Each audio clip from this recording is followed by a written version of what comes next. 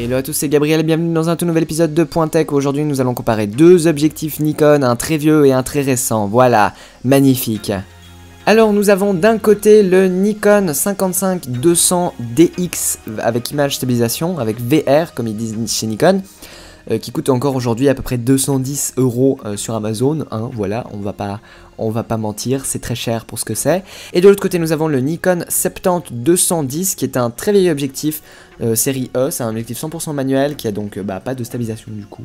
Il est en métal, il est très lourd, il est bien conçu et il se zoome pas de manière standard en fait, c'est à dire qu'au lieu de tourner une molette pour zoomer, il faut pomper l'objectif, hein. Enfin, c'est très rigolo, voilà. Et le deuxième objectif m'a coûté d'occasion 68 francs.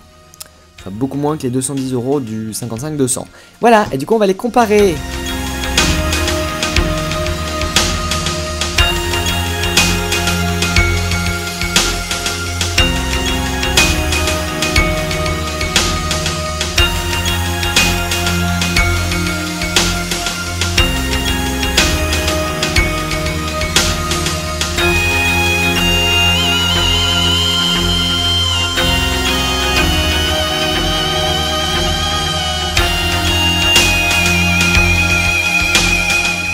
Alors, quelles sont les différences?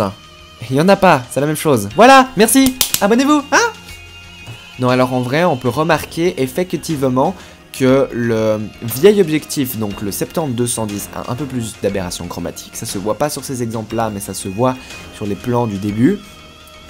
Et sinon, c'est à peu près tout. L'avantage du 70-210, c'est qu'il a... il laisse passer 2 fois plus de lumière quand vous êtes zoomé. Et c'est un diaphragme constant, ça veut dire que vous zoomiez ou dézoomiez, et vous perdez pas de luminosité, ce qui est vachement pratique en mode vidéo. Alors qu'avec le 55-200, lorsque vous zoomez, l'image s'assombrit en fait, donc vous devez redéfinir votre exposition, ce qui est vraiment peu pratique. Voilà, du coup c'est tout en fait. Le 55-200 a un vrai avantage si vous utilisez un appareil Nikon, c'est qu'il a la stabilisation qui fonctionne que avec les appareils Nikon, pas avec les adaptateurs comme on fait nous d'habitude avec Leandro. Mais sinon franchement il n'y a pas de raison d'acheter l'objectif nouveau plutôt que le vieux. Voilà les deux objectifs en question. Donc ça c'est le 70-210, le vieux, très vieil objectif. On voit qu'il a un design assez ancien quand même. Voilà, comme j'expliquais, pour zoomer il faut faire comme ça. Là on dézoome et là on zoome. C'est un peu particulier et la mise au point se fait comme ça. Donc ouais, c'est assez particulier. Ça c'est le zoom Nikon le plus récent, donc c'est le 55-200 et on voit qu'il est fait de plastique. La monture même est faite de plastique, donc c'est vraiment un objectif en plastique quoi. Pour ce qui est de la mise au point quand vous faites des vidéos, la mise au point de ça est très... Enfin elle est atroce en fait, c'est ça. La distance est très petite, elle fait beaucoup de bruit. Enfin, elle claque quand on est au bout quoi, on peut y aller plus doucement mais c'est très dur d'être précis avec ça parce que c'est vraiment... je sais pas comment expliquer, c'est catastrophique, c'est affreux. Alors que là on est sur une mise au point manuelle très pro en fait, hein, puisqu'il faut tourner beaucoup. Et c'est très fluide, ça fait aussi du bruit quand on arrive au bout, oui c'est vrai, mais c'est très fluide tout le long du truc, ce qui est franchement beaucoup plus agréable. Enfin voilà, moi mon préféré c'est le 70-210, soit l'ancien modèle parce que il a un diaphragme qui est 2 fois plus grand quand vous zoomez, ce qui est franchement sympa. Et également, cette bague de mise au point, ça change énormément. Après, si vous utilisez un Nikon comme caméra, l'avantage, c'est que celui-ci a la stabilisation d'image. Et c'est vraiment un gros plus pour les vidéos. Et c'est pour ça que si on utilisait un Nikon pour faire nos vidéos et pas un Panasonic, je garderais celui-ci plutôt que l'autre. Mais vu qu'on utilise un Panasonic et des adaptateurs, et du coup, je vais utiliser celui-là.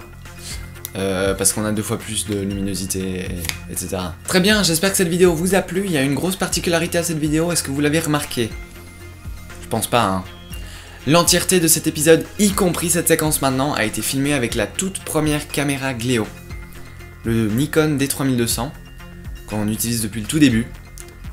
Et qu'on a changé en fait, hein. Mais est-ce que vous pouvez voir on peut encore l'utiliser aujourd'hui et vous remarquez même pas qu'on est sur la première caméra des toutes premières vidéos Gléo parce que il n'y a pas juste les caméras qu'on a améliorées mais il y a également la technique et nous on s'est amélioré sur comment filmer et vous pouvez voir que même quand on ressort le vieil appareil on arrive à obtenir une image qui est franchement sympa et le son aussi est bien mieux parce que maintenant on a des enregistreurs de son etc et donc le son est bien meilleur qu'à l'époque où on utilisait le micro de la caméra. Bon, eh bien j'espère que cette vidéo vous a plu, je l'ai déjà dit, abonnez-vous, laissez un like, partagez, etc. etc. Enfin voilà, le speech habituel, à bientôt.